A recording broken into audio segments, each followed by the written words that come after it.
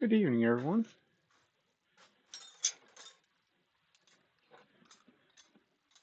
As normal, we're going to start out and we're going to sharpen a couple of tools.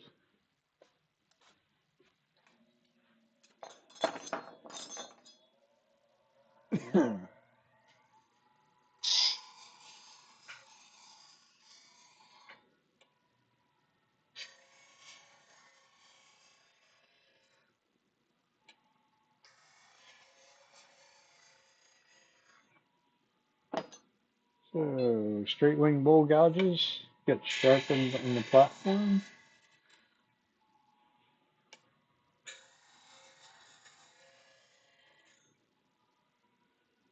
And what we're going to make tonight is some spinning tops. We're going to need both our spindle gouges plus some bowl gouges.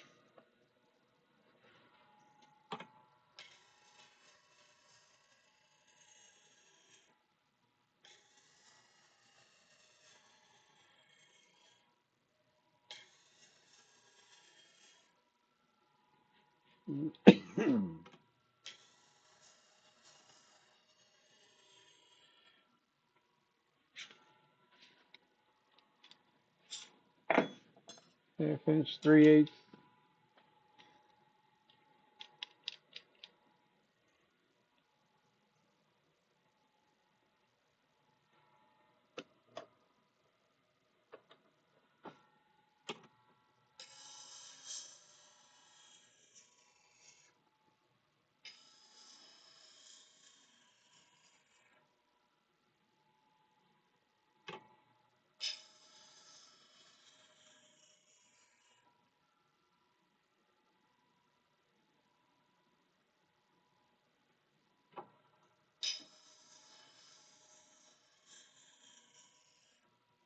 Kind of the wonders of the CBN wheels, you can't see any sparks coming over. I seem to keep changing the profile of the little one for some reason.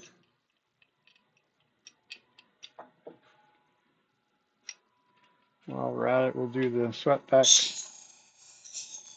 bowl gouge as well.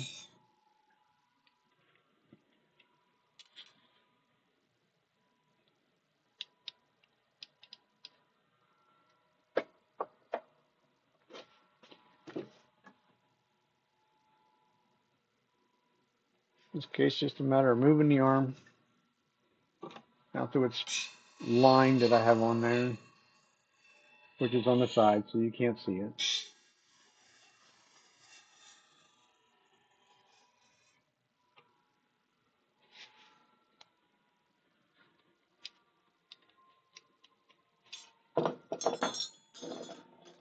Now we're ready to rip into some things.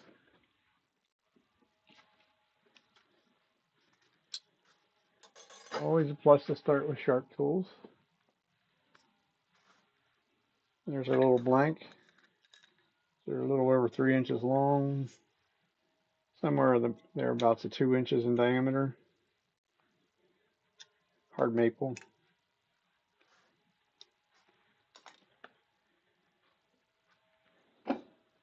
What I would normally use for spinning tops. Take the texture well. And come around this side. This will need trued up a little bit, I'm sure. And that will do with our bowl gouge. Everything's tight.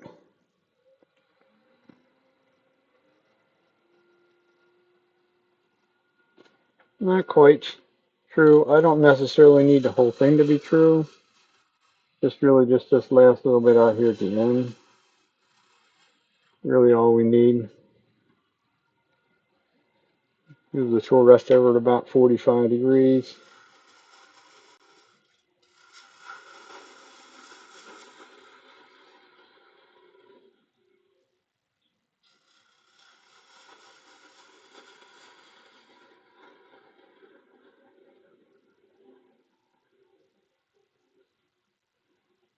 I want this very cleanly cut.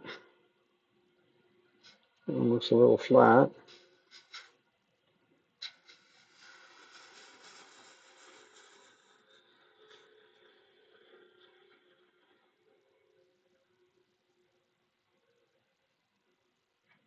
Go through center, round over that little nub. While I'm here, I can knock that razor blade edge off of that side.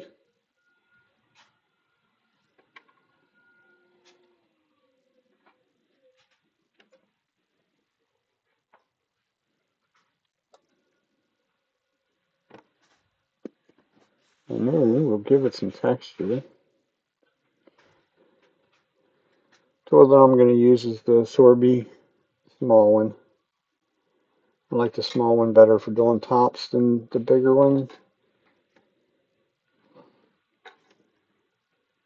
I just think it works a little nicer. RPMs is slow, down at about 500 RPMs. First one I'm going to put in there is just a little ring type thing in the middle. And we'll give it a little angle.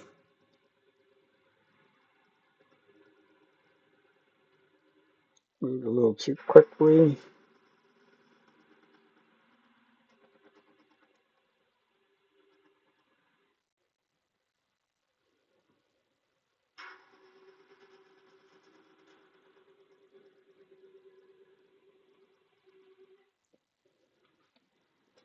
Yeah, we did. Okay, getting nice deep spirals. That's what we're looking for. At least that's what I like anyhow, put it that way. So we need a way of separating them.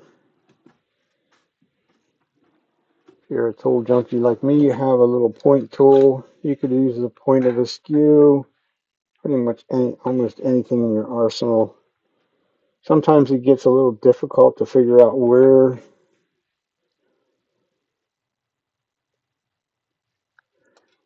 the point should be. I didn't do a very good job in the center, so we'll do there, there, there, more and more out there. That's just to separate the colors. It's really all it is. It's not real exciting rocket science kind of stuff. Do take a little bit of Scotch Brite pad and go over it. This is a real fine one, because that spiraling tool will leave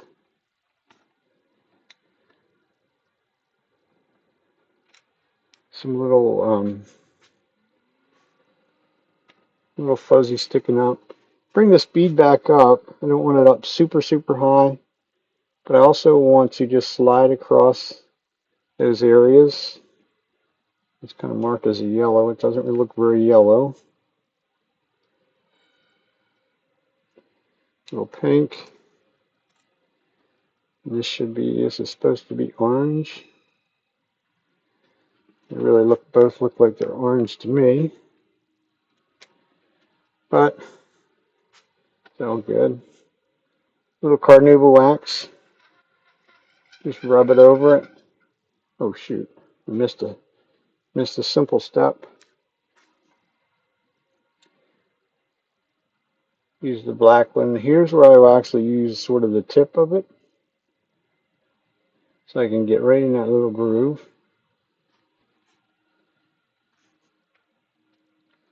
Now, the carnauba wax is just to get it to seal the colors in, basically, so that they don't wipe off on some little kid's fingers. And then we'll see how we did.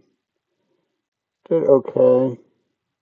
It's nice if I can glide across the surface and leave the white lines in between where the texture is at, but it's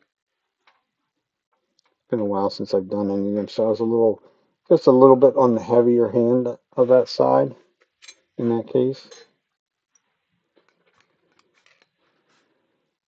And if you can, I'll try it this way once.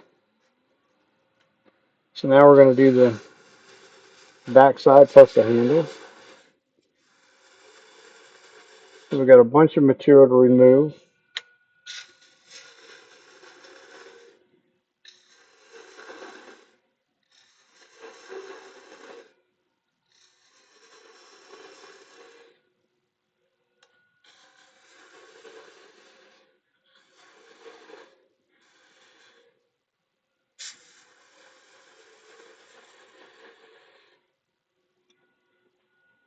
some of which we'll do it. This is a good place to practice a little left-handed turning.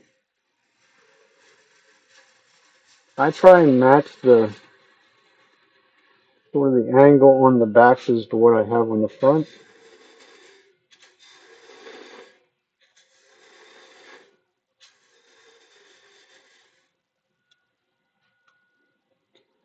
I need room to get in here to my texture. It's the only reason I keep going down further and further.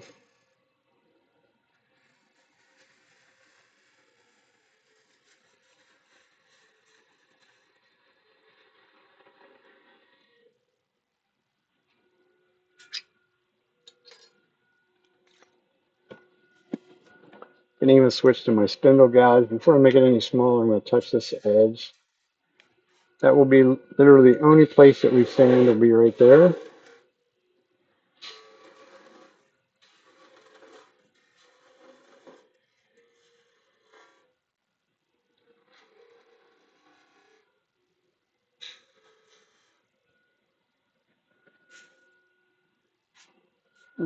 Something like that. Smooth this out a little bit in here. My fingers will be close to that texturing tool.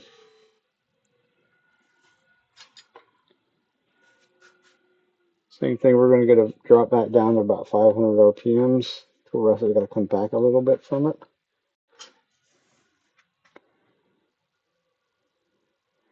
The reason for the low RPMs is because there is no bearing in this thing. So if you ran it at a high speed, you just tear up the shaft.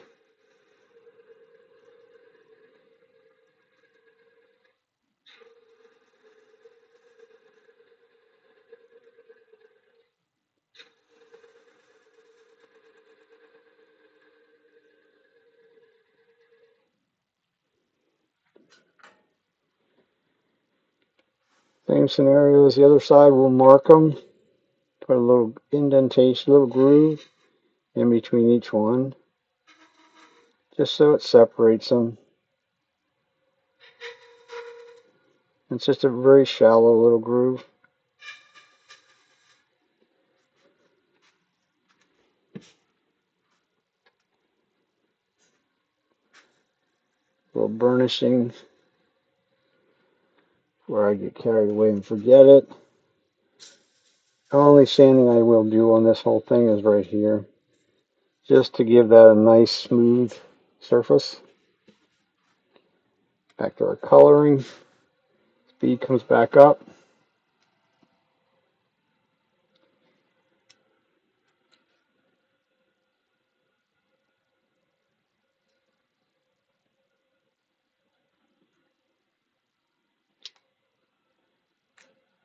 I generally use the same 3 colors inside and out.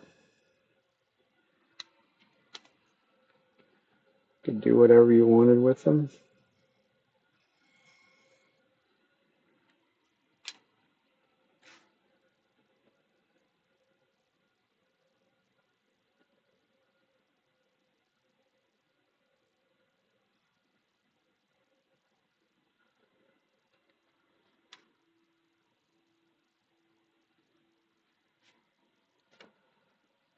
Same as before, little carnauba.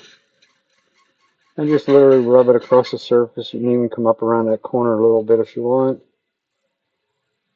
Fairly good amount of pressure to make it melt. And keep it going, keep it moving.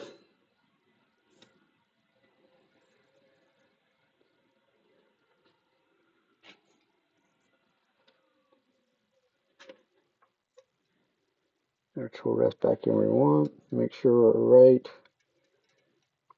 And texture in 3 colors. That's about as right as we're going to get.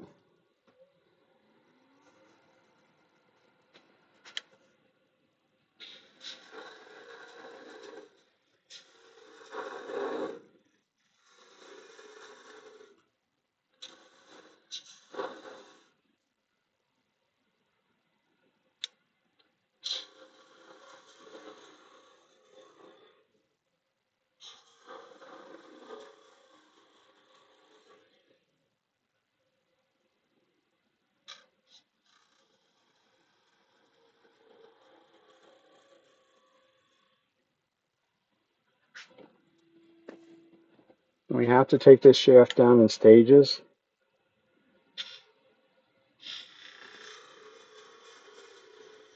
Because if we were to take this whole thing down to close to that diameter, then we wouldn't have any support to cut.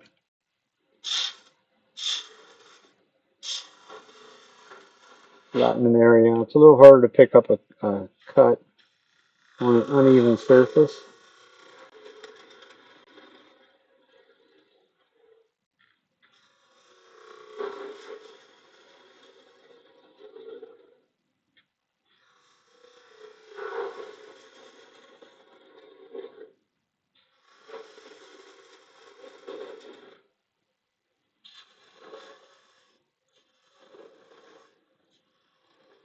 In stages.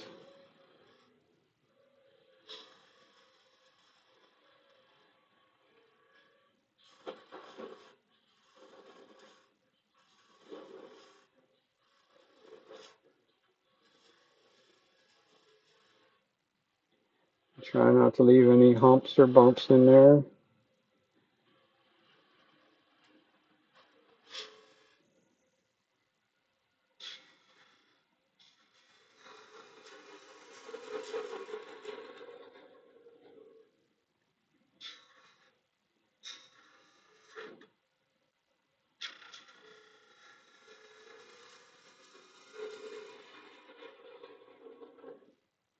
Don't think I'm going to be going back to the grinder for this spindle gouge because somehow or another I don't think I got the nose sharp for some reason.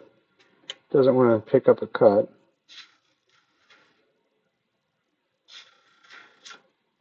Not in the least. We'll just use the small one to finish it out. I use a small one most of the time anyhow.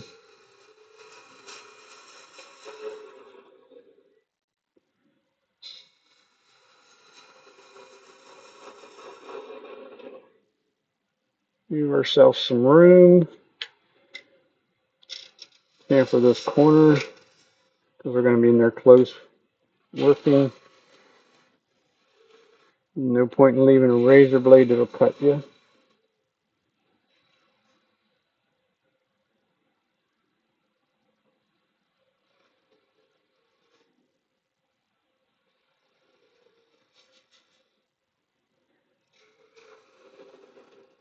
Get carried away. I don't want these handles to be super long.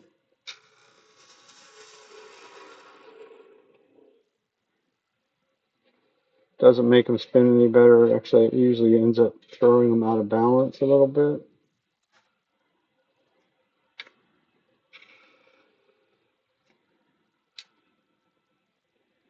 Hopefully we didn't go too far. Oh. So we can cut it clean across the end. Little one swipe with the 400 grit sandpaper and it's done. Pretty simple project. Outside, inside.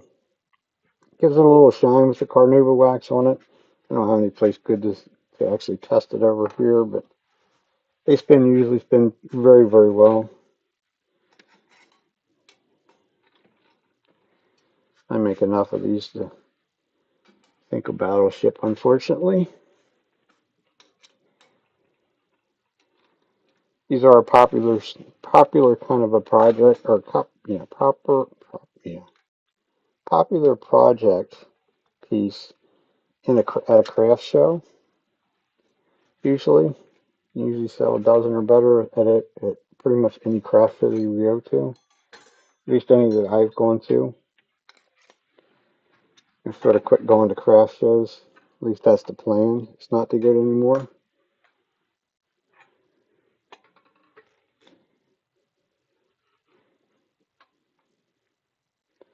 But these actually sell fairly well in a couple stores that we're in. So we got to clean up our surface, make sure that we're true. Doesn't need to be perfectly smooth, just needs to be true.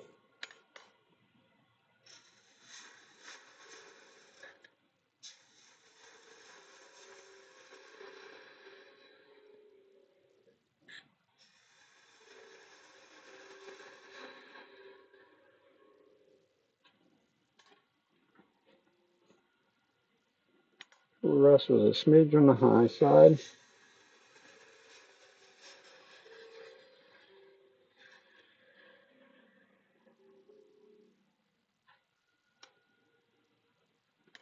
Make sure I get rid of that entire point. These blanks were started between centers. Mush the point down a bit.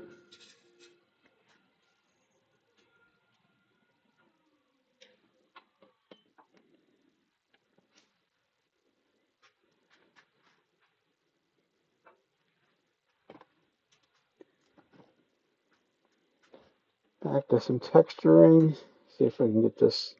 If I get it right in here, it actually looks like a little flower in the center.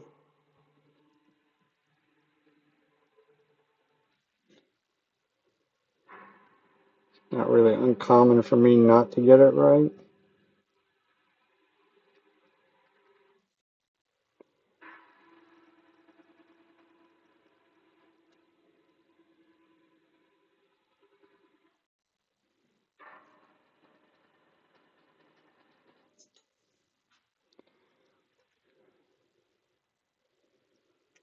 Closer.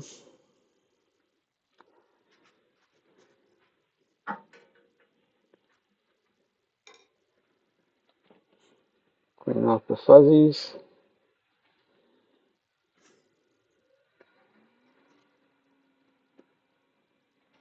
Speed wise, I'm up around 1600 RPMs to do the coloring part.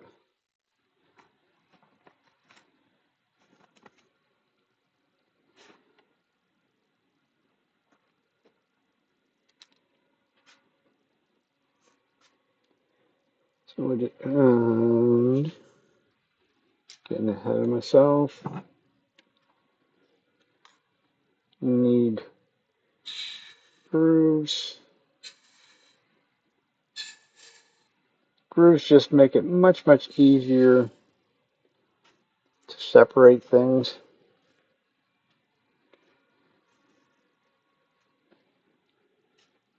Now we can add some color.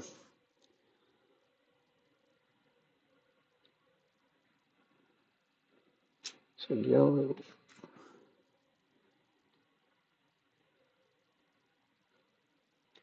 Red.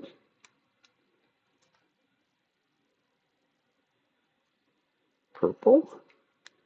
What are we going to do for an outside one? Isn't really going to make a whole lot of difference because I won't get 4 on the inside. I'll go for pink.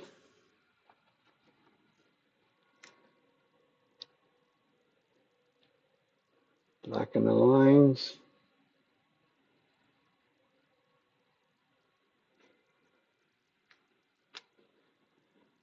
The old trusty carnauba wax.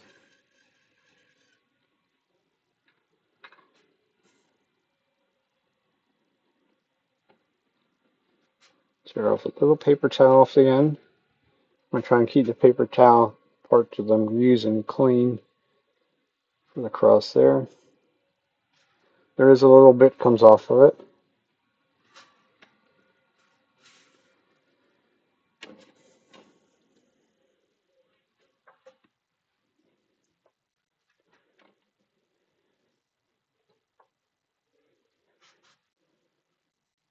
Let's try something. Let's go to the overhead. I don't know whether it should show you a little bit more what I'm doing. Maybe. Back to my bowl gouge.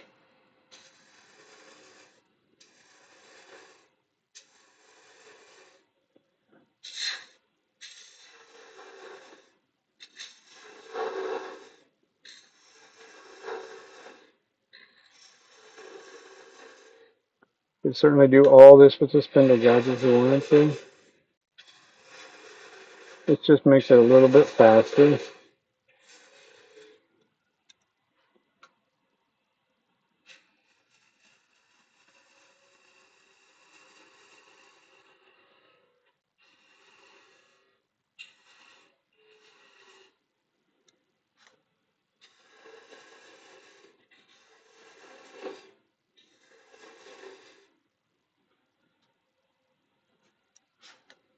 That's my edge.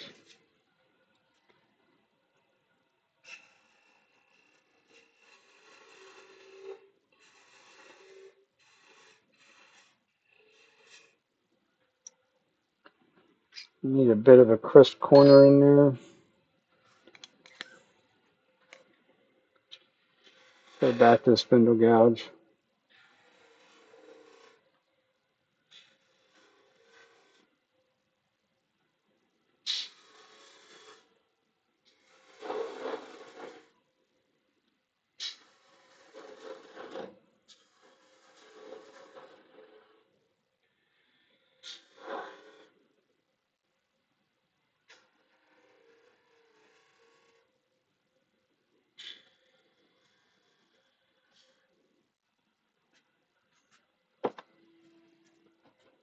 I leave that little detail in there. Really has nothing to do with the top. It has everything to do with being able to put a price tag on it. Price tags are on a little string, and people do not. Well, when you're selling at a store, everything has to have a tag on it.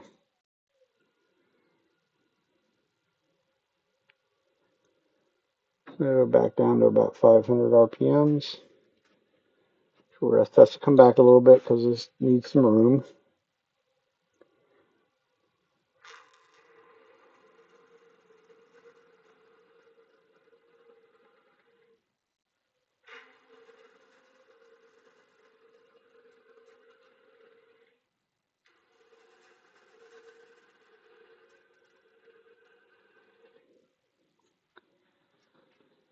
Three lines.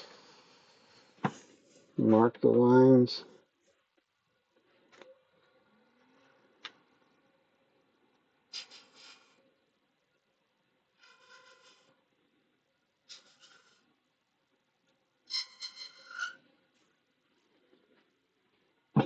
And the mic probably doesn't pick that up, but you can hear when I get out there to the farthest outside line, it gives it a little squeal. That's telling you that there's not quite enough support behind it. That didn't necessarily like it.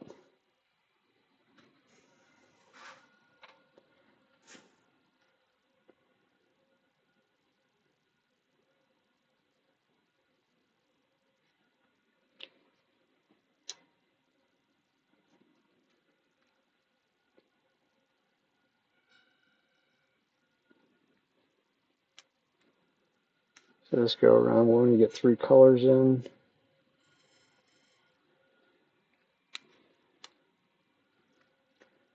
Plus our separation of black.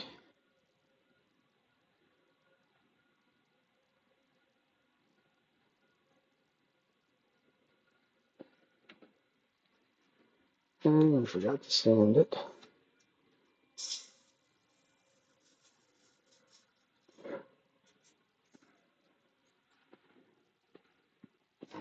It's always a bad day if you forget to sand it together, because then you got to do it by hand. That's a pain in the you-know-what key.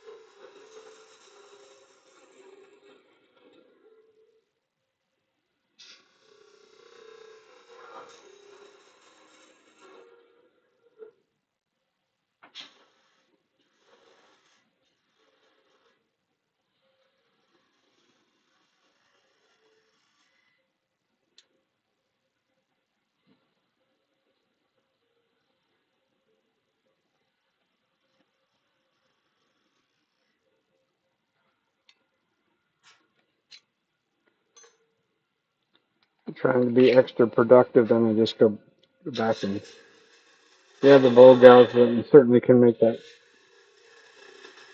waste wood go away quicker, especially if you have the bowl gouge completely closed. That's why it wants to skate away from you.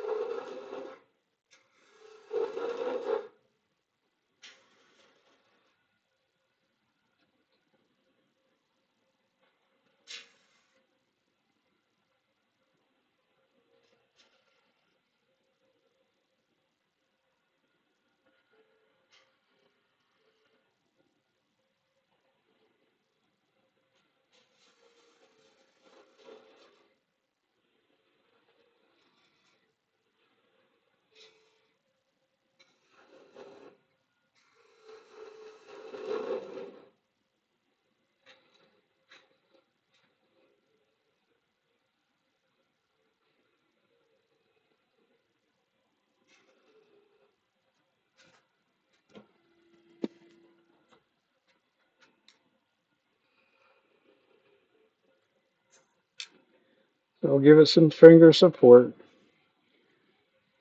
because it will start to wobble before you get it cut the whole way through.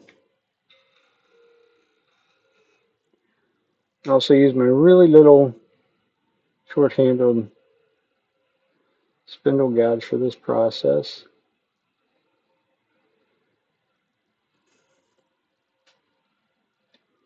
If I do it right, there's really no couple little swipes across there just to make sure that it's not real super pointy. There's number 2. So yellow, red, purple, yellow, red, purple, a little pink on the outside on the bottom.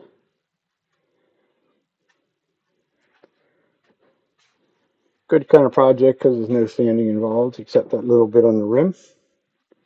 That's the part that I like the best about making them, is that we're not farting around doing a bunch of sanding, just returning.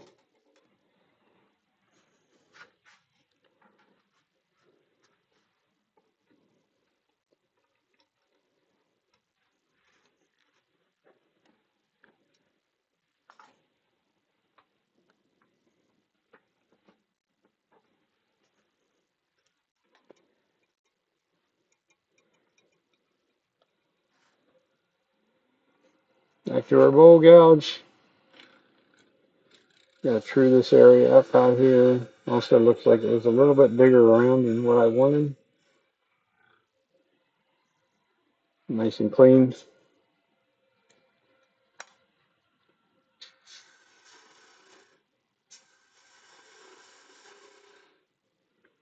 Go back to there. See more of what we're doing there.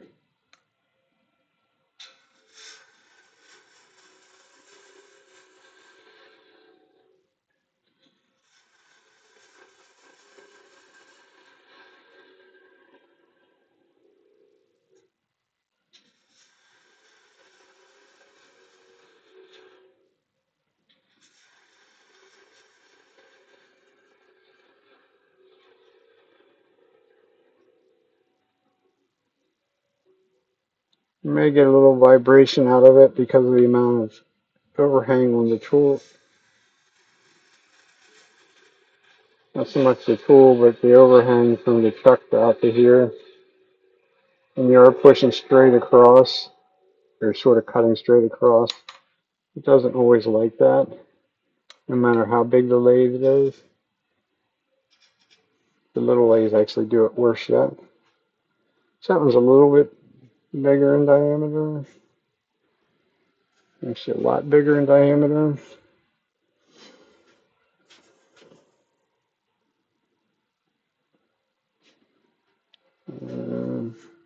I try and keep them consistent.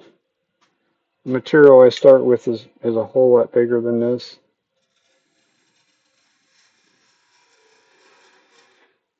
So I literally trim it down.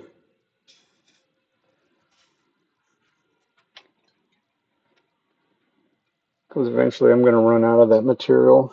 And the eventually is coming quicker than I would rather be, to where I'm going to have to start buying this material. And the only thing I really can buy it in is 8/4, 2 inches thick on the rough.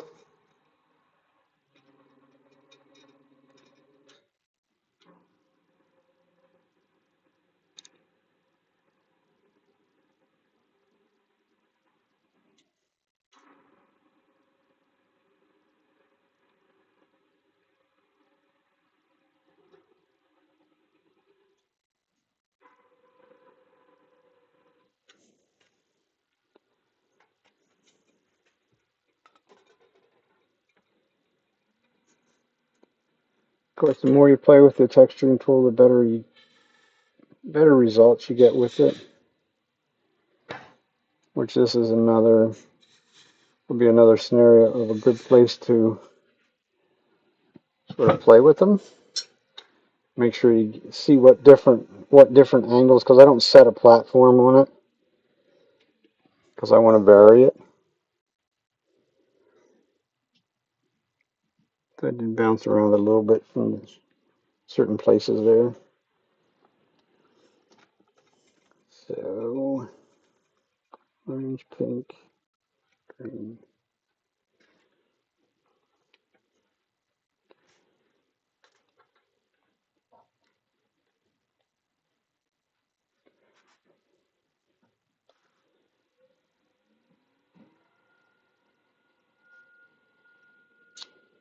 Let's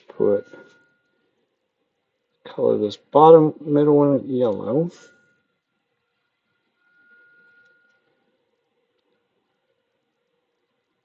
Orange.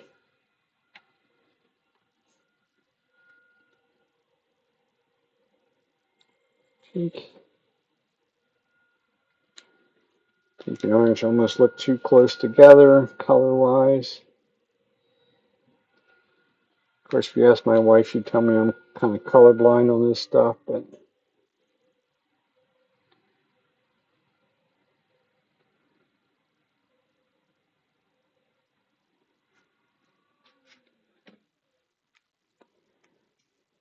it's all right to me.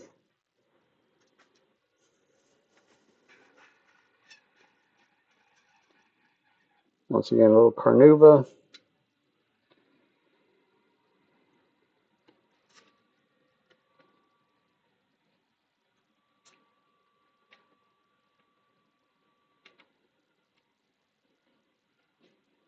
Because you will get some color off of it. A little bit.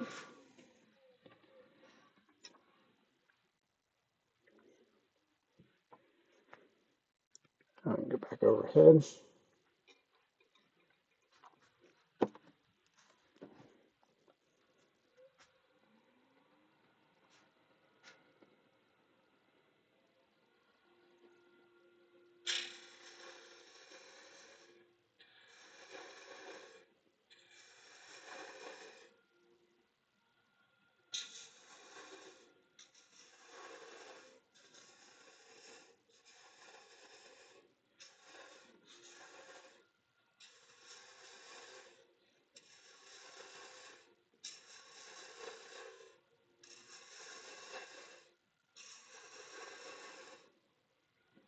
Just reduce some diameter.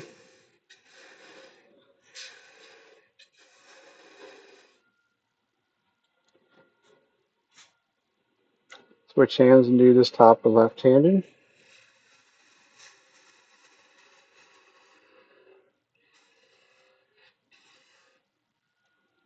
At least some of it.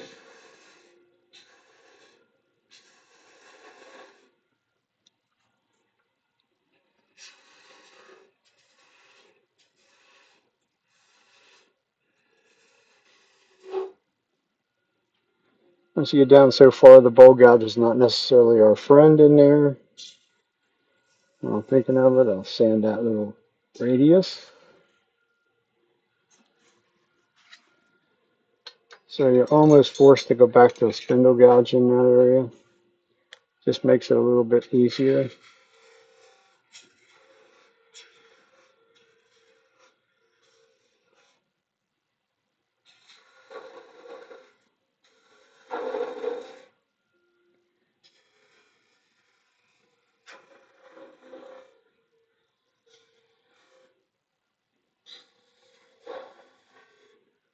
Basically, it's a V cut right down into that corner.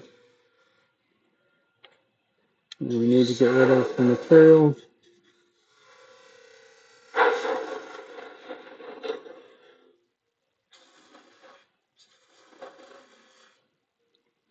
Got to have some room to get the texturing tool in there.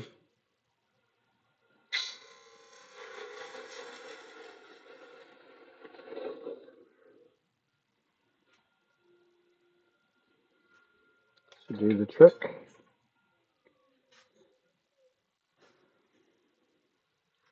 Speed back down. Tool rest, I got to come back a little bit.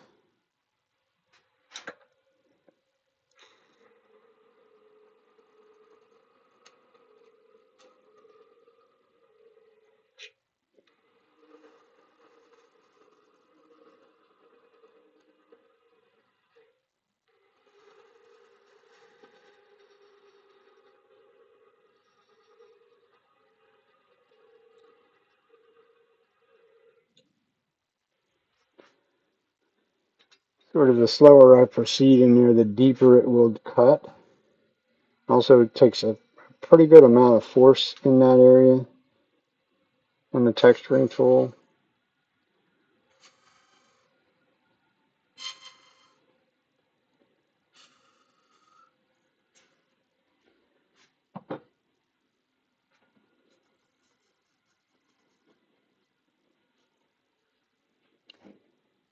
Colors, orange, a little faster so it stays up on top.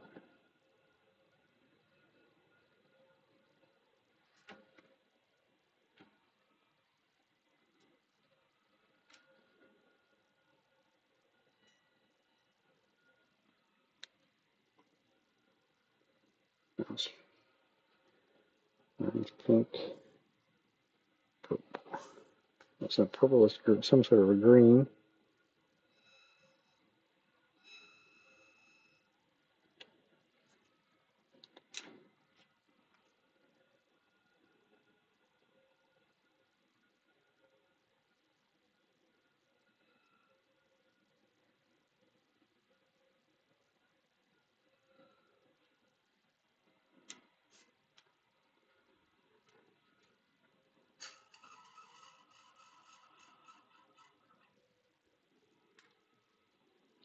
What you can't see on the camera, when I put that carnauba on there, you can just see the little flakes of carnauba peeling off of there because of the texture. It's literally chipping it off.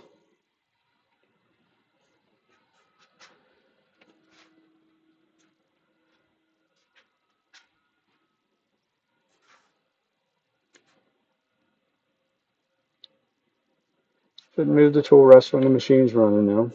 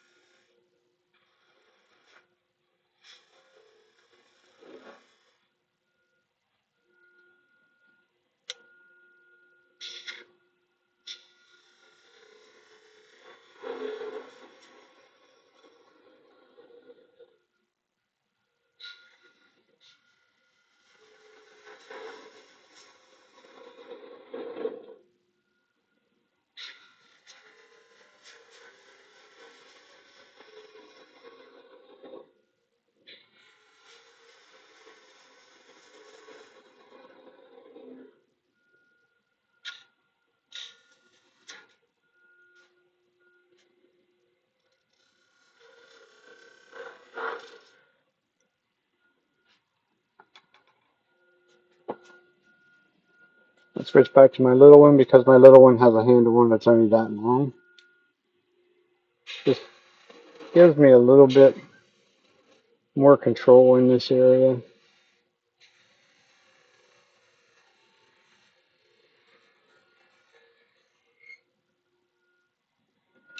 Need some more room.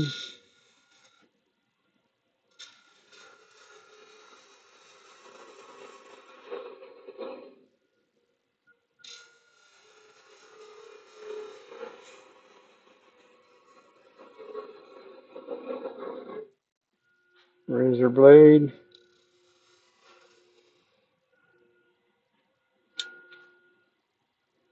That is what you call a paper cut on steroids, and you do not want to experience it. It doesn't hurt by any means when it happens. Generally, you don't even know it happened. You'll just know because there's little red dots shows up to know that something's wrong. I kind of like the little teardrop on the top. That's just my preference.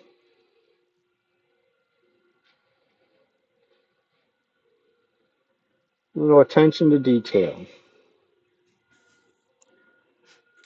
So when we're down really small, I'm going to give it some support with my fingers. And I am not really putting any pressure on it with fingers. It's just my thumb and my finger just supporting it out there.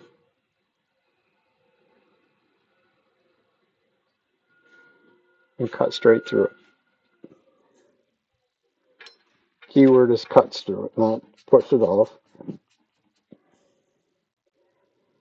there we go. Red, green, and orange. Or something like that. The only downfall of leaving this in here till you got to put the string on it does, I probably should start taking a little bit of sandpaper and touching that little edge or something or other. It does leave them a little bit sharp. But it's not really somewhere you actually really grab into.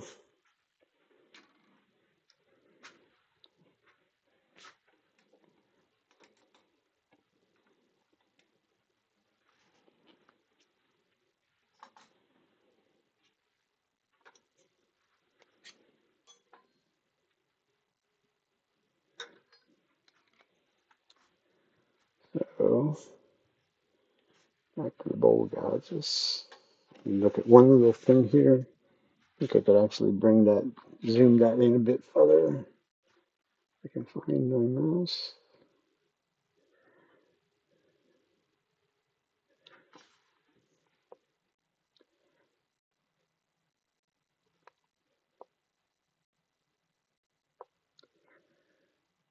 And if you do that, there.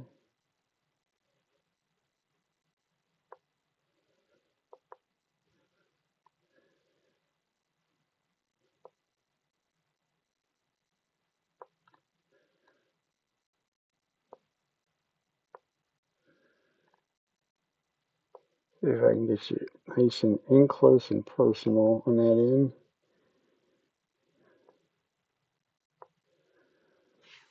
And that's probably about it. Anybody have any questions, comments? Feel free to ask. Feel free to smash that little red button on the bottom corner that says subscribe.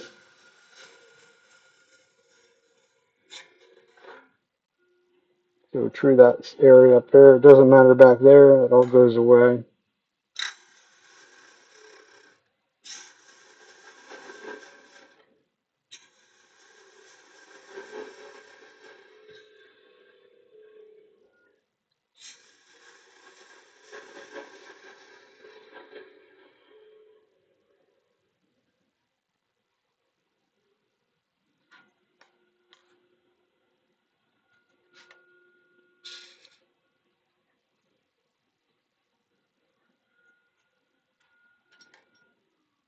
Back to this 500 RPMs. One of those, got a stark streak in there.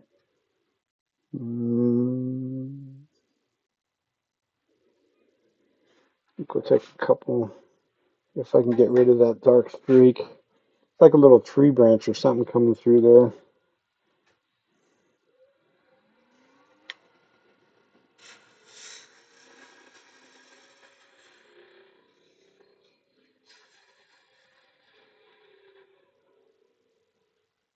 I can actually hear it going across it.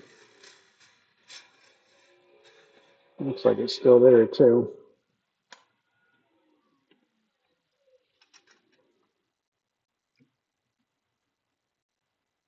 It's going to stay there. Goes in there further than what you would think.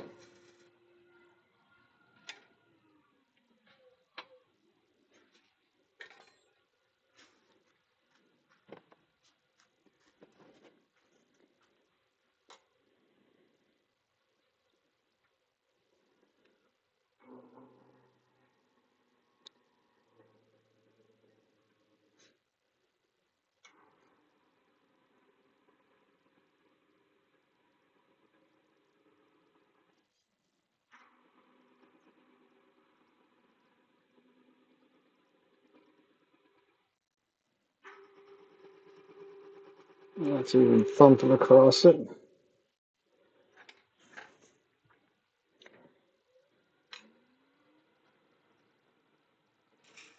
Point tool just to mark the outside edge of where they're at.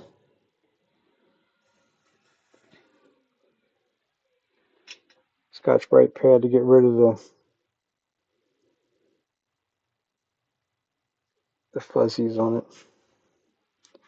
So it will fuzz them up.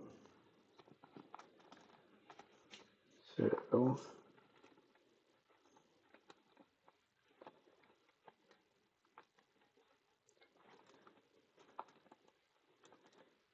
get all these colors and then you get lost in what you're doing, but keep my yellow.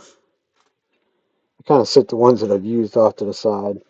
Bad part is this is probably at least 2 different sets of these markers. I was fortunate enough to be at a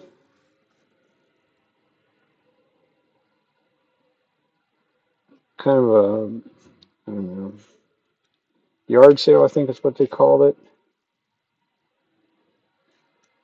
at a scrapbooking store. And somebody had a whole big bag full of these markers. And these markers, unfortunately, are quite rather expensive. These are the Tombow markers. This particular set is water-based. And I probably bought, I don't know, there's probably 20 or so markers in there in that bag for $3.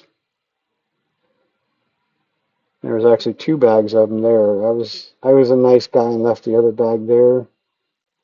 Hindsight says I should have just shagged them both. They were both $3.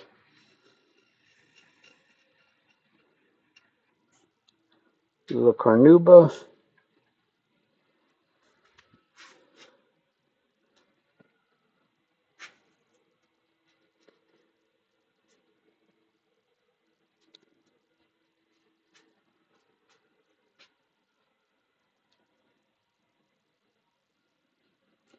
This is a lot of rinse and repeat kind of work again.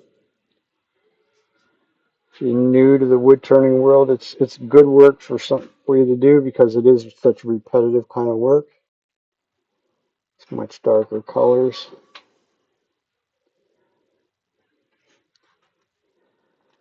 So it kind of gives you the thing of doing the same thing over and over. Helps you do that right. When you do multiple things of the same thing, makes you get your body involved in this because your body should be involved.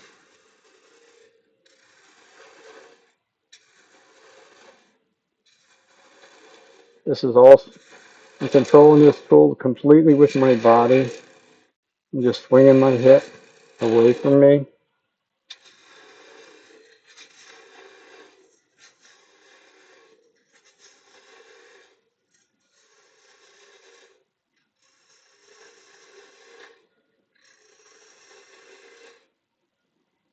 Mm.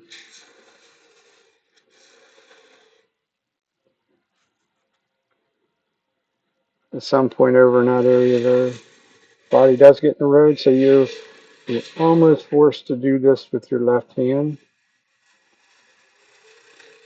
Left hand on the handle, right hand at the business end of the tool. But at that point, it's pretty much a straight cut. So it's not very difficult.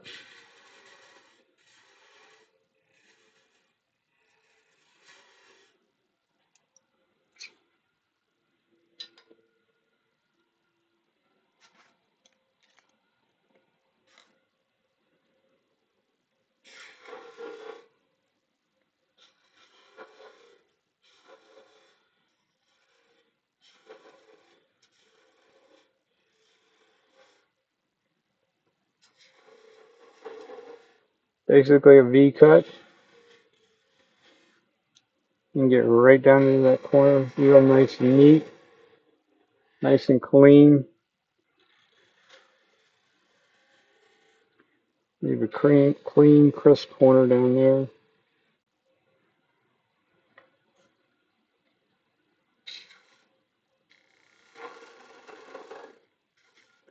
Drop this down a bit.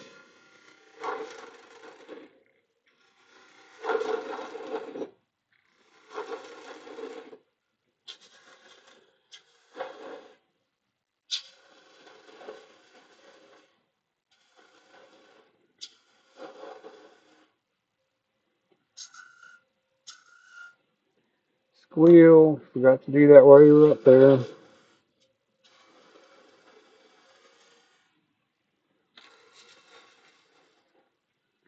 Leave no jagged edges sticking up. Jagged edges have a tendency to be attracted to your fingers. Especially in a case like this, you're going to be paying attention to the texturing rather than where your fingers may be.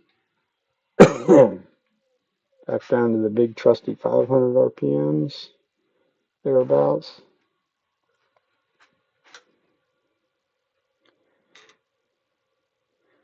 Try and get in there nice and close. Close would be better if you could really see straight overhead. Even going closer than that. No, maybe. Ooh, that's the right way. I will be able to. There we go.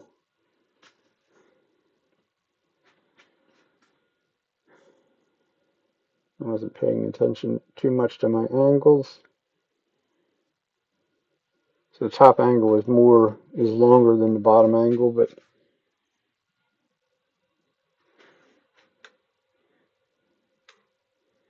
it'll work. It just I try and make them sort of symmetrical. A tree branch. I didn't see that earlier. That little tree branch comes the whole way through. It's on this side. I can see the dark streak coming around. I can hear it wants to thump on the texturing tool. Texturing's done. Back to the point tool.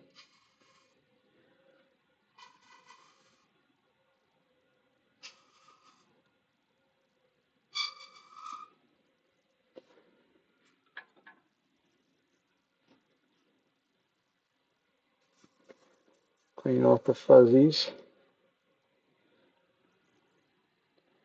Clean off the fuzzies. That's really just a way of trying to get a little bit more longevity out of your markers.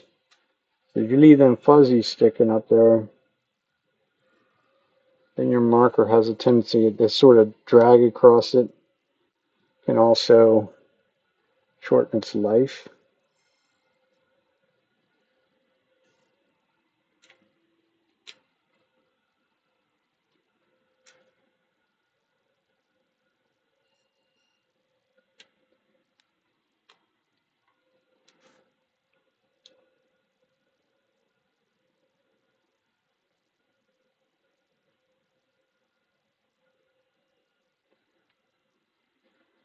Little black highlight separation.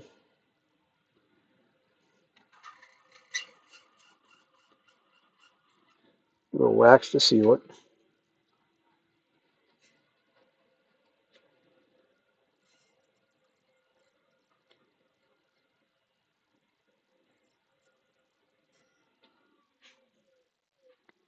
Stop and make sure before we go any further. So I got two different, really three different textures. Just it depends on the angle that you move your hand when it comes to that part in there.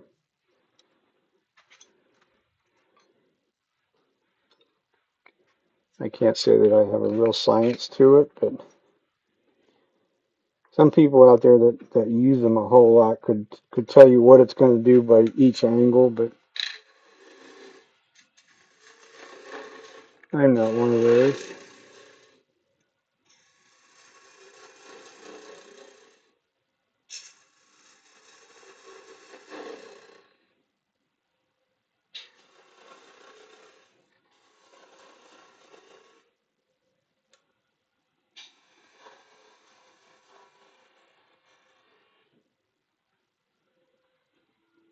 You can do a fairly good amount of that. Well, actually, you could do the whole thing with a bowl gouge, or at least that shaft part. Problem I generally have if I use the bowl gouge, I'm a little bit heavier handed with that.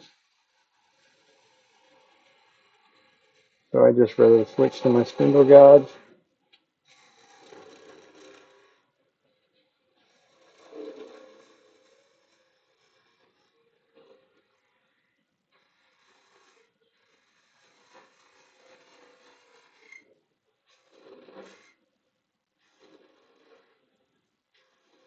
You have to be a little bit careful. You see it's sort of cutting into end grain right there, so it sort of wants to sort of jump and run from you a little bit.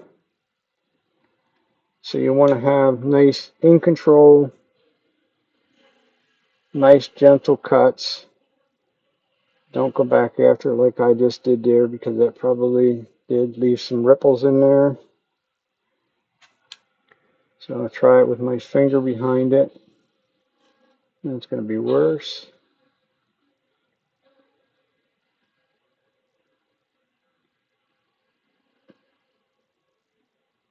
I got rid of them.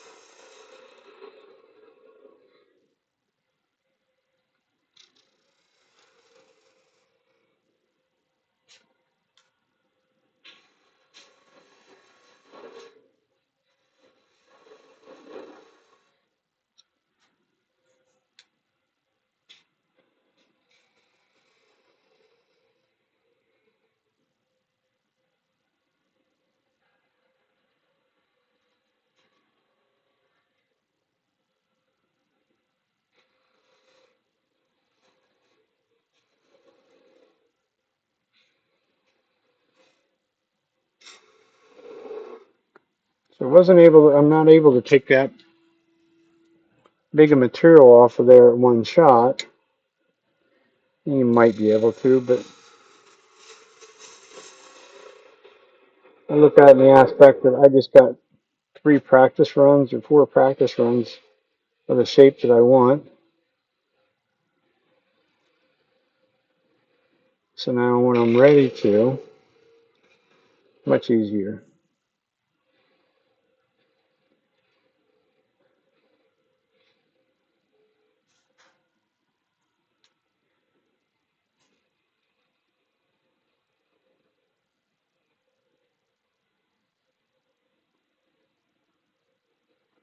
You get dead center and just wiggle up and down a little bit. Very, very little, almost no force to go across the end. It does,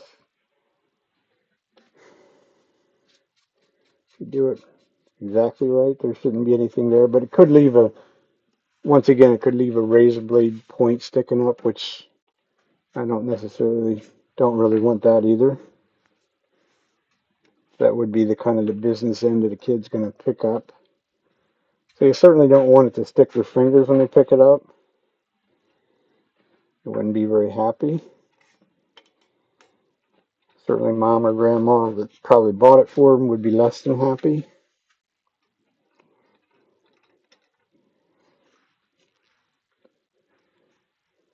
And we'll go back over here.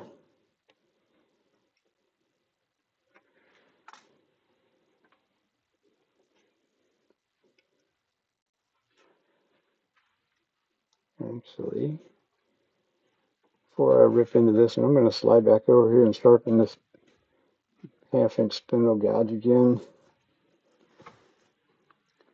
And missed something the first go around.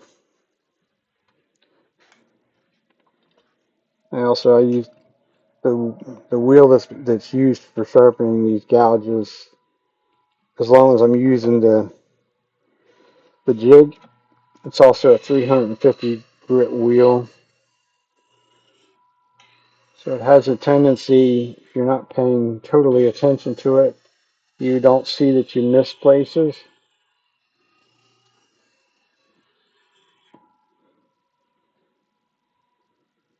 And I definitely missed some places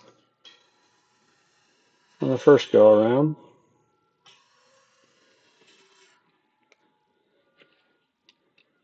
It's just like turning, practice, practice. You always get lots of practice with the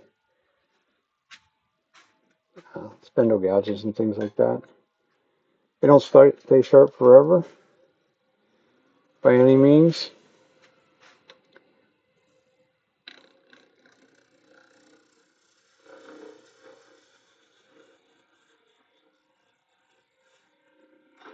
This little skim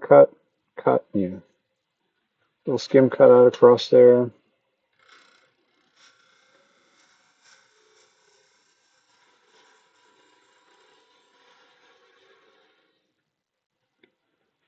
Don't need it to go the whole way back. Don't need to true up the end first either, because it's going to go away. So we just start cutting the chamfer.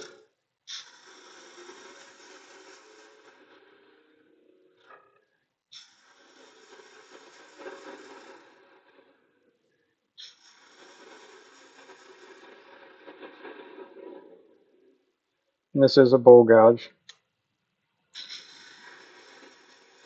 Doesn't mean that it won't do spindle work just fine, because it will, for at least for some things. As long as we don't have to get into a tight corner, bowl gouge is very efficient for doing spindle work, because it will remove material quicker and easier than a spindle gouge.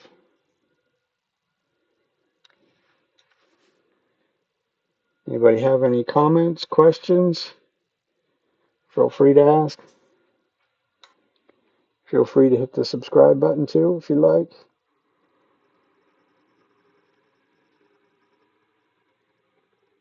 So we're giving it some texture. Be 3 areas of texture.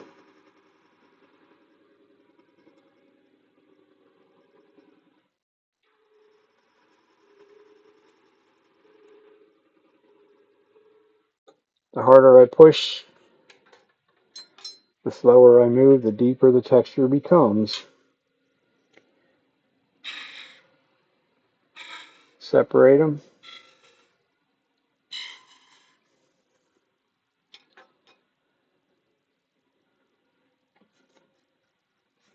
Scotch-Brite pad, clean off the fuzzies. Now we're back to picking colors again. Here's a green.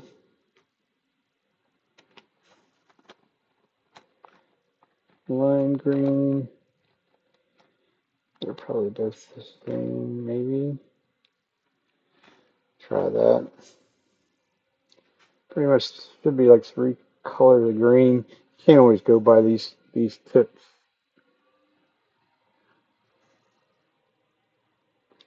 Looks like it's a green, like a lime green.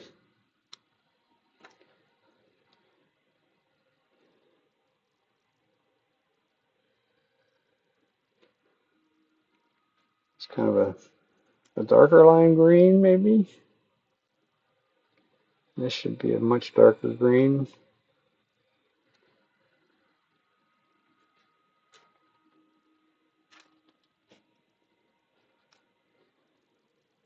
Black to separate.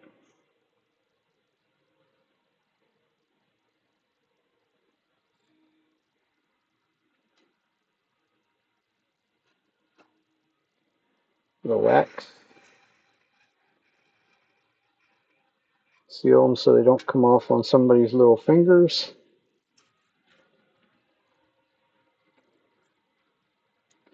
Melt the wax and seals everything in. A certain amount comes off. A little bit comes off. Generally, I think it's the black that comes off. The others probably has had enough time to go in. So now we'll go to the other side.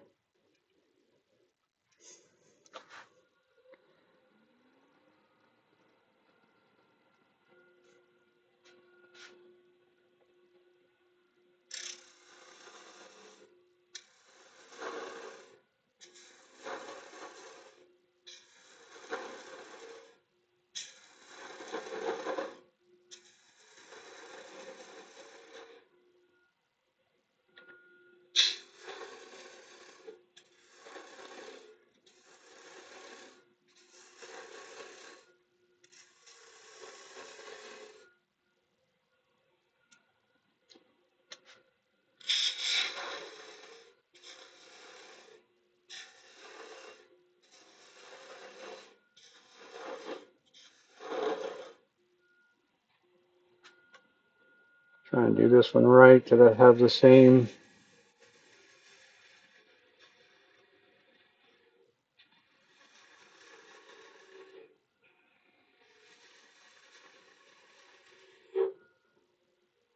sort of the same angle on both sides. That's that. While I'm there, and that. Beauty of this kind of project is there's no real sanding involved. Because that right there is the extent of the sanding I will do.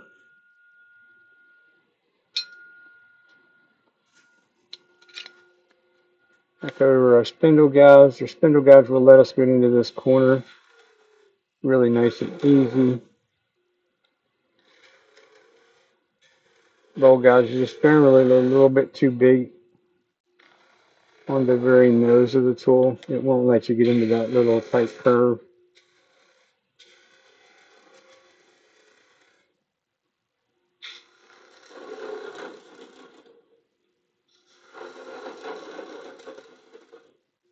Room for the texturing tool. Don't leave fuzzies, it'll stick your fingers.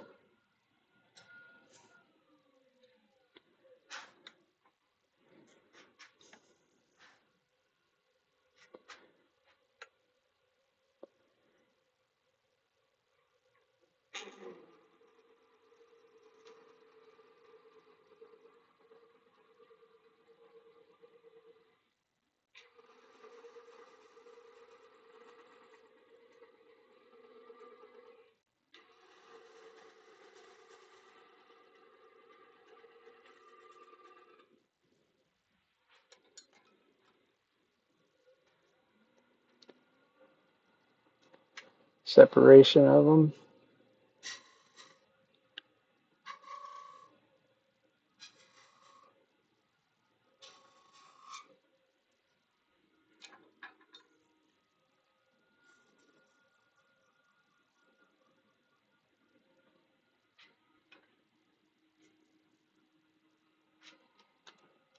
Same three colors as the other side.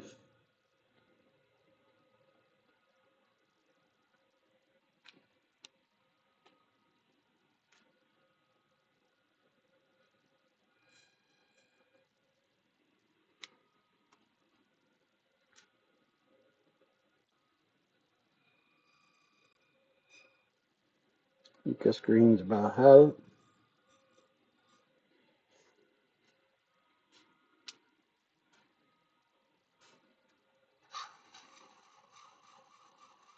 Little wax.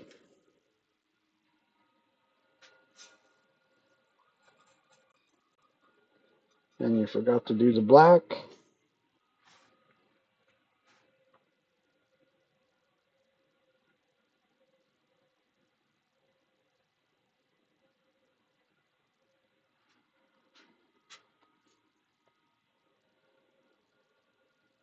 So,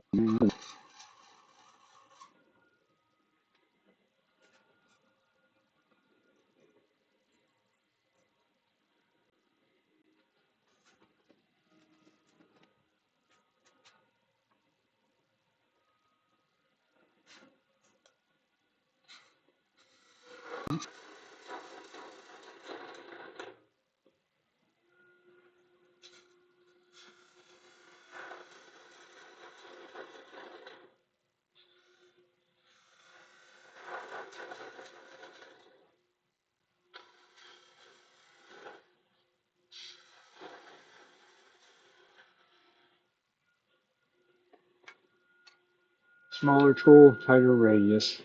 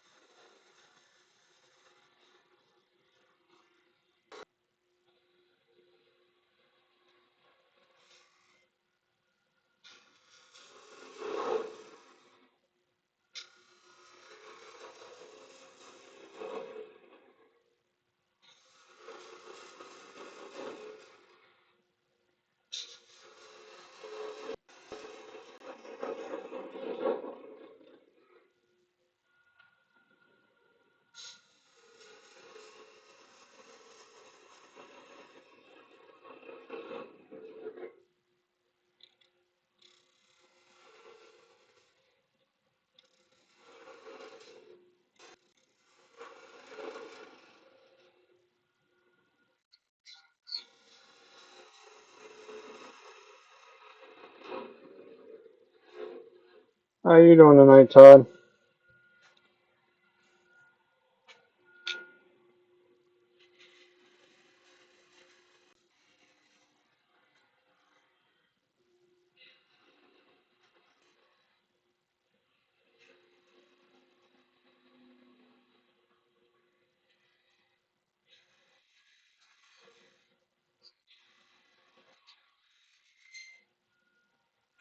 Mm,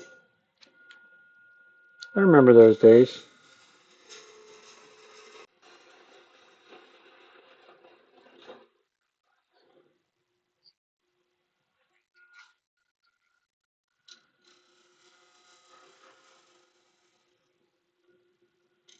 Always a challenge every day.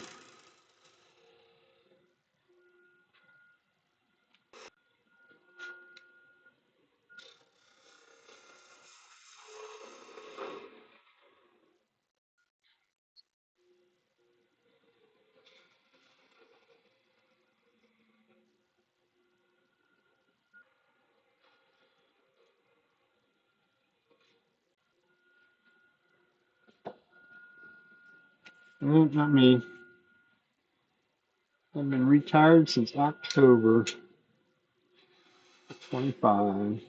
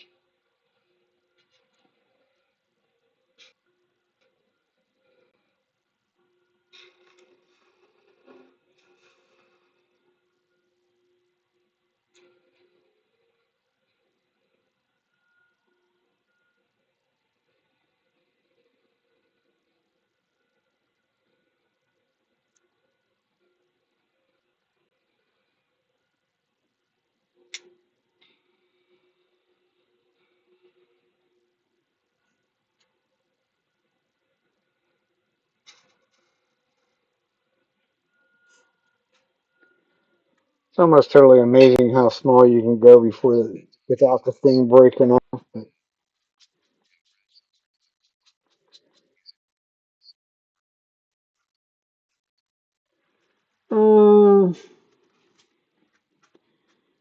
Um, I would say yes and no.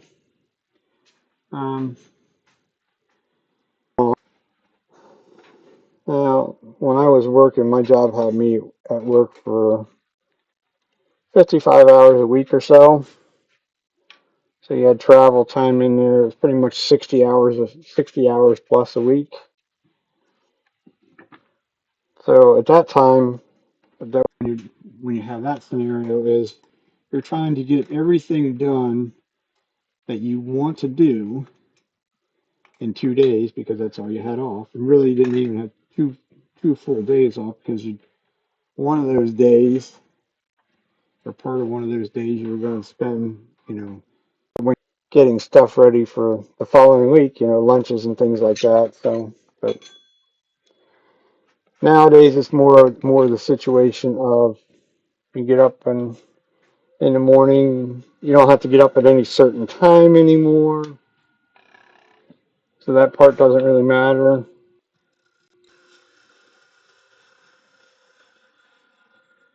Probably if I left it up to my daughter, I would probably be working harder than what I do.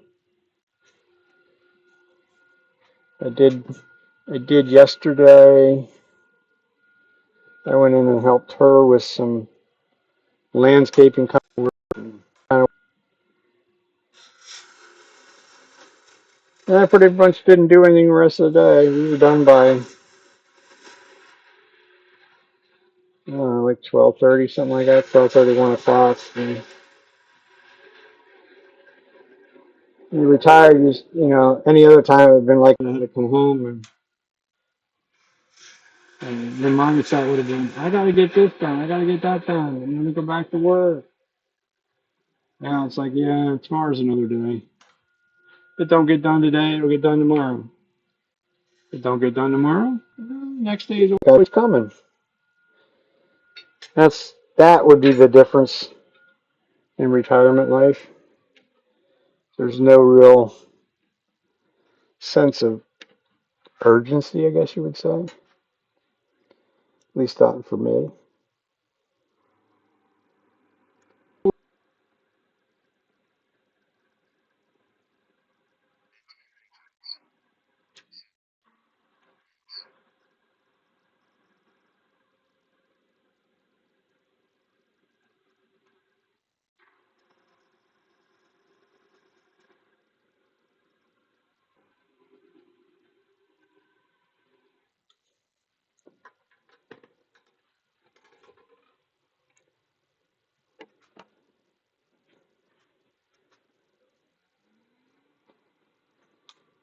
We also shoot sporting clays too, if you've ever heard of that game. It's a shotgun sport.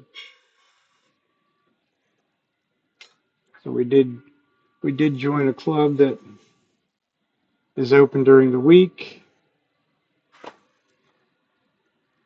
So, you look at, like this morning, you look at the weather forecast for us for the rest of the week. Looks like crap.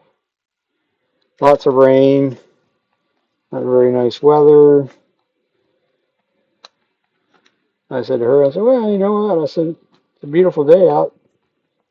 She goes, yeah, I guess your mindset's going to be now, we should go shoot this afternoon. I'm like, yep.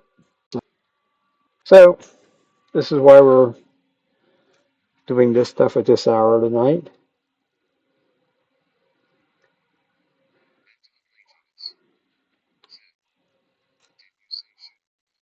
Yeah, sporting clays.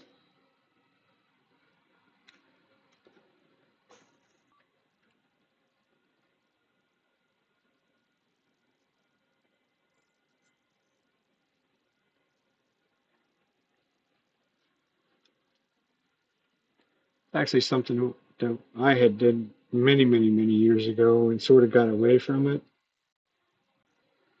for one reason or another. And then my uncle talked me into going and shooting. That's probably almost 2 years ago now. Might even be over 2 years ago.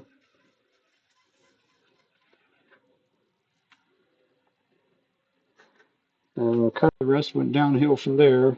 I mean, the first year I only shot a little bit. I would go shoot with my uncle.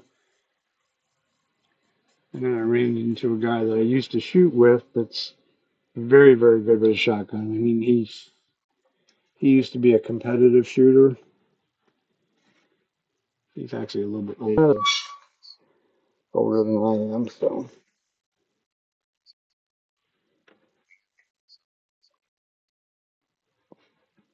Okay, that'd be fun. That'd be way too convenient. Yeah. Well, the place that we go at that we joined, it's about, I think it's less than 20 minutes away. It is sort of a private members, not truly membership only, but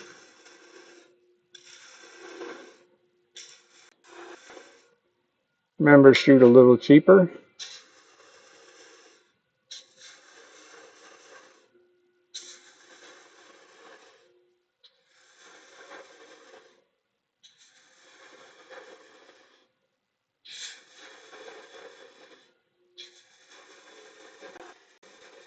More importantly, on a day like today, if I wanted to shoot, I had to be out of luck. I couldn't go anywhere, at least anywhere relatively close, put it that way.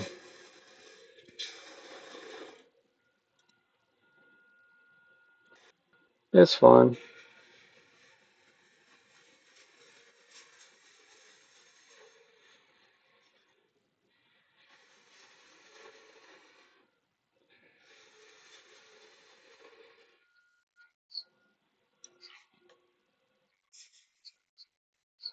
I do. It doesn't make much noise making tops.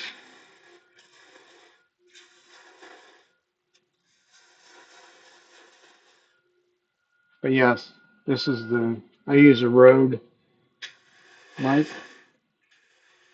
They're very much noise canceling.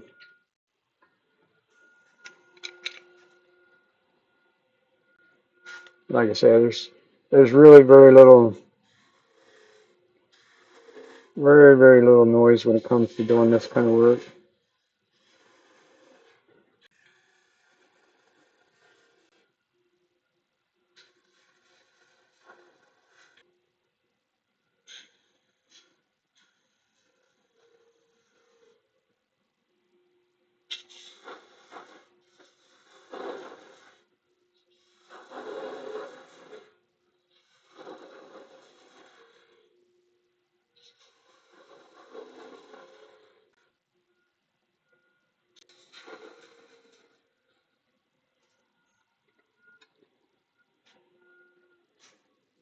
Back to 500 RPMs before I get carried away and forget. The beauty of making tops is that's the extent of the sanding that we will do.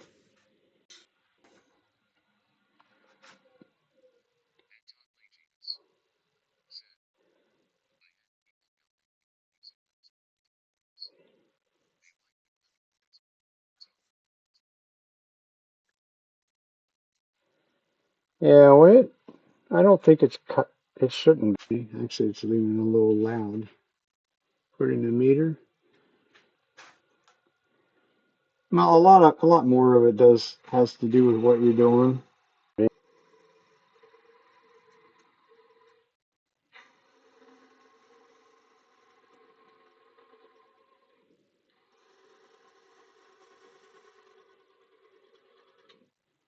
there again, those people that want to comment about something like that, they probably have no clue what it takes to turn a piece of wood. So I guess they think it should be noisy, but maybe it's noisy for them and just haven't figured out how to do things in a more of a proper fashion. Take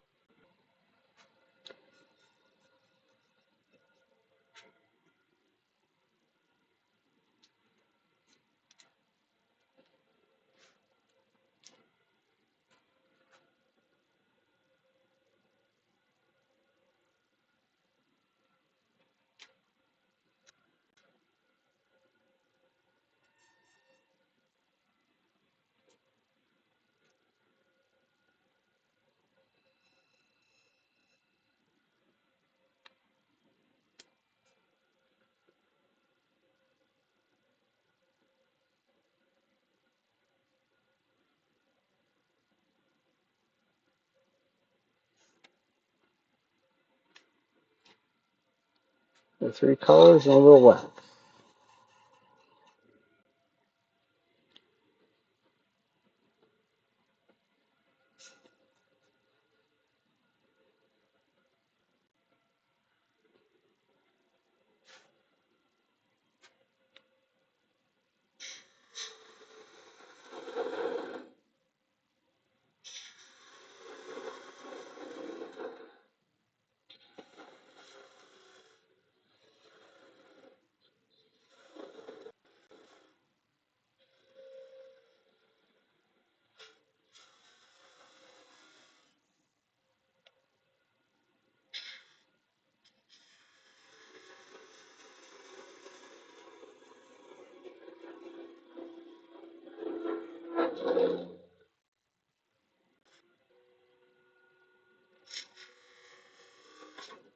Oh,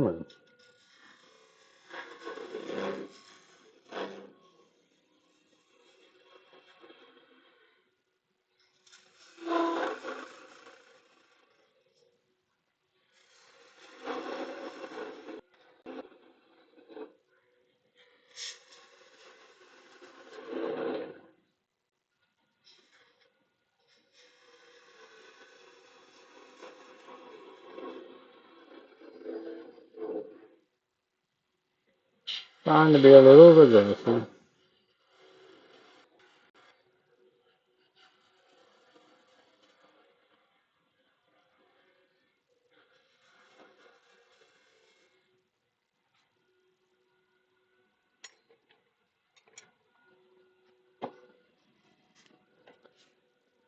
Switch over to my little spindle gouge. A little easier in these tighter quarters. Half a bead. Back into that bead.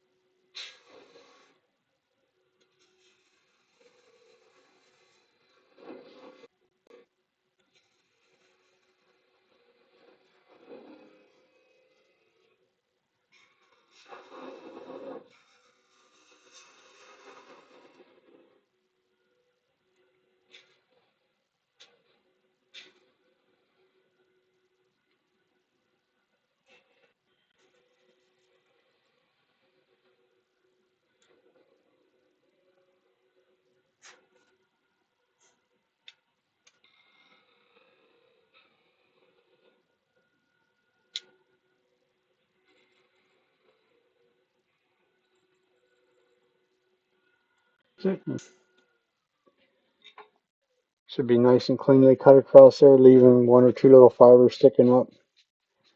Little 400 grit sandpaper takes care of that.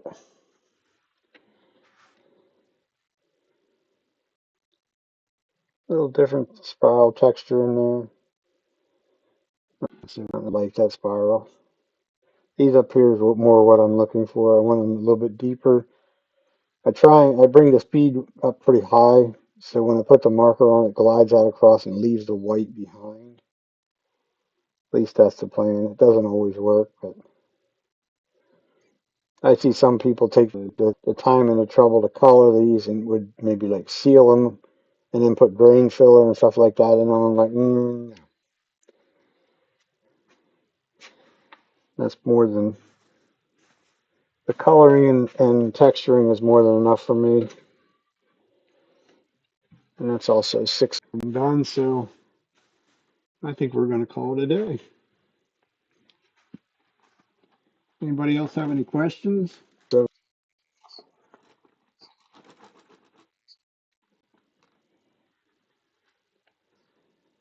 well, that's 6 of them done, and I don't know what time I started. They're not as fast as what you would like them to be, of course, but you can't have everything.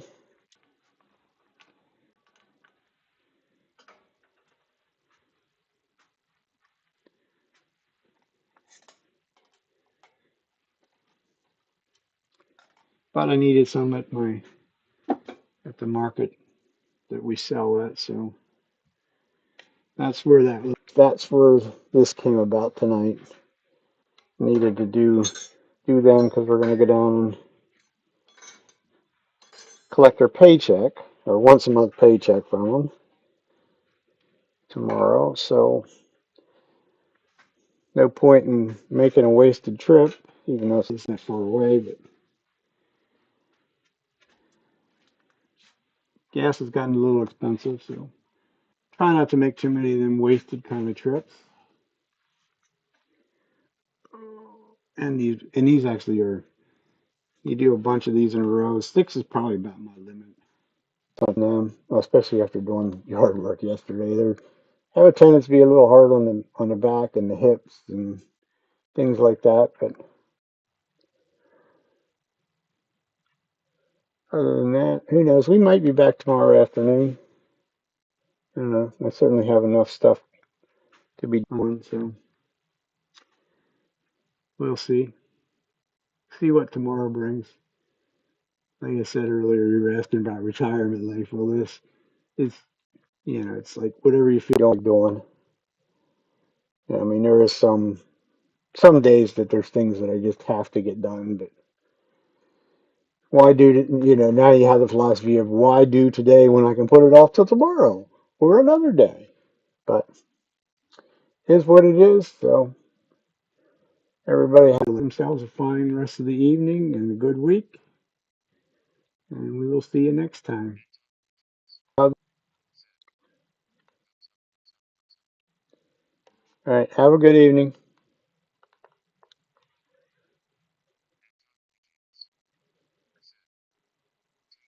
You too.